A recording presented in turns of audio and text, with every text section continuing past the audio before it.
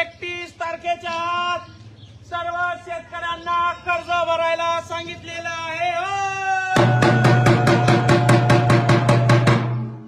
आपल्या शेतीमालाला भाव नाही, आपल्याला कर्जमाफी नाही, आपल्याला पीक विमा नाही, मात्र 31 तारखेच्या आत सर्व शेतकऱ्यांनी कर्ज भरून द्यायचं आहे.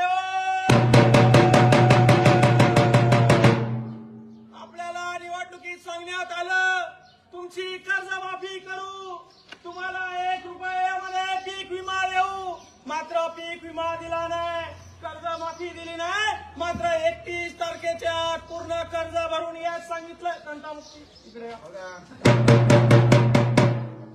सरकार आहे. आणि या ठिकाणी केंद्राच्या सरकारनं मागच्या 4 दिवसापूर्वी खासदाराच्या पगारामध्ये 24% वाढ केलाय. 24% वाढ म्हणजे 1 लाखाला 24,000 रुपये आता खासदाराला जास्त मिळणार आहे. अण्णा, खासदाराला 1 लाखाला 24,000 रुपये वाढवले. कशाला माहितीये का?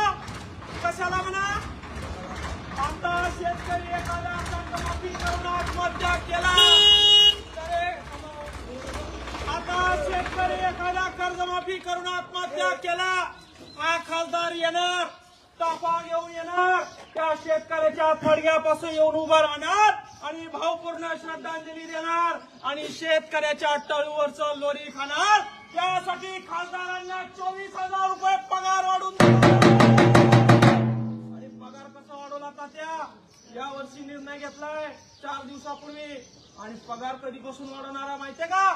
मागच्या 2 वर्षीपासून तो पगार लागू करणार आहे, पेन्शन बी लागू करणार आहे, भत्ता बी लागू करणार आहे. शेतकऱ्याच्या मालाला भाव नाही, शेतकऱ्याच्या कापसाला भाव नाही,